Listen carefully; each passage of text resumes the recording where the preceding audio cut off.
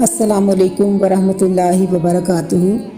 Islamic library studio YouTube channel پہ ایک بار پھر سے آپ کی خدمت میں حاضر ہیں شیخ الاسلام ڈاکٹر محمد طاہر القادری کی کتاب حسن سراپا رسول صلی اللہ علیہ وآلہ وسلم میں سے بصارت مصطفیٰ صلی اللہ علیہ وآلہ وسلم کے خوبصورت موضوع کے ساتھ۔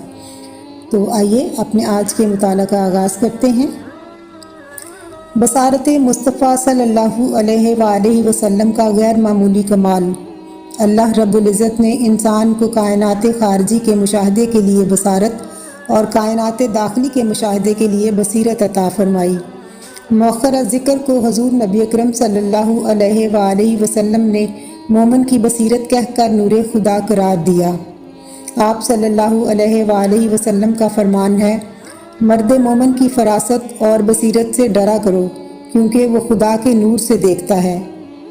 جب ایک مرد مومن کی بصیرت کا یہ عالم ہے تو آقا دو جہاں صلی اللہ علیہ وآلہ وسلم جو اللہ رب العزت کے محبوب و مقرب بندے اور رسول ہیں، ان کی بصیرت کی ہماگیر وسعتوں اور رفتوں کا کیا عالم ہوگا، اس کا اندازہ کرنا کسی بھی فرد بشر کے بس کی بات نہیں۔ حضور نبی اکرم صلی اللہ علیہ وآلہ وسلم کو باطنی بصیرت اور ظاہری بصارت دونوں خوبیاں بڑی فیاضی اور فراخ دلی سے عطا کی گئیں۔ عام انسانوں کے برعکس حضور صلی اللہ علیہ وآلہ وسلم اپنے پیچھے بھی دیکھنے پر قدرت رکھتے تھے اور رات کی تاریکی میں دیکھنا بھی آپ کے لیے ممکن تھا۔ سبحان اللہ۔ حضرت ابو ہریرہ رضی اللہ عنہ سے روایت ہے کہ آپ صلی اللہ علیہ وآلہ وسلم نے فرمایا، تم میرا چہرہ قبلہ کی طرف دیکھتے ہو، خدا کی قسم تمہارے خشوع و خضوع اور رکوع مجھ سے پوشیدہ نہیں، میں تم کو اپنے پیٹھ پیچھے سے بھی دیکھتا ہوں۔ حضرت انس رضی اللہ عنہ روایت کرتے ہیں کہ حضور صلی اللہ علیہ وآلہ وسلم نے فرمایا، اے لوگو، میں تمہارا امام ہوں، تم رکوع، سجود، قیام اور نماز ختم کرنے میں مجھ سے سبقت نہ کیا کرو، میں تمہیں اپنے سامنے اور پچھلی طرف یکساں دیکھتا ہوں۔ حضرت عبداللہ بن عباس رضی اللہ عنہما بیان کرتے ہیں، رسول اللہ صلی اللہ علیہ وآلہ وسلم جس طرح دن کے اجالے میں دیکھتے تھے اسی طرح رات کی تاریکی میں بھی دیکھتے تھے۔ حضرت ابو ذر غفاری رضی اللہ عنہ فرماتے ہیں کہ تاجدار کائنات صلی اللہ علیہ وآلہ وسلم نے فرمایا، میں وہ سب کچھ دیکھتا ہوں جو تم نہیں دیکھ سکتے۔ حضرت ثوبان رضی اللہ عنہ سے مروی ہے کہ حضور اکرم صلی اللہ علیہ وآلہ وسلم نے ارشاد فرمایا، بے شک اللہ تعالیٰ نے میرے لیے زمین کو سمیٹ دیا تو میں نے اس کے شرق و غرب کو دیکھا۔ حضرت عمر رضی اللہ عنہ سے مروی ہے کہ حضور اکرم صلی اللہ علیہ وآلہ وسلم نے فرمایا، بے شک اللہ نے میرے لیے دنیا اٹھا کر میرے سامنے کر دی، پس میں دنیا میں جو واقع ہو رہا ہے اور جو کچھ قیامت تک ہونے والا ہے اسے یوں دیکھ رہا ہوں جیسے میں اپنی اس ہتھیلی کو دیکھ رہا ہوں۔ حضرت عقبہ بن عامر سے مروی ہے کہ حضور نبی اکرم صلی اللہ علیہ وآلہ وسلم نے ارشاد فرمایا، بے شک میرے ساتھ تمہاری ملاقات کی جگہ حوض کوثر ہے اور میں اسے یہاں اس مقام سے دیکھ رہا ہوں۔ حضرت اسماء رضی اللہ عنہا بیان کرتی ہیں کہ آپ صلی اللہ علیہ وآلہ وسلم نے ارشاد فرمایا، کوئی ایسی شے نہیں جو میں نے نہیں دیکھی مگر اس مقام پر دیکھ لی، یہاں تک کہ جنت و دوزخ کو بھی۔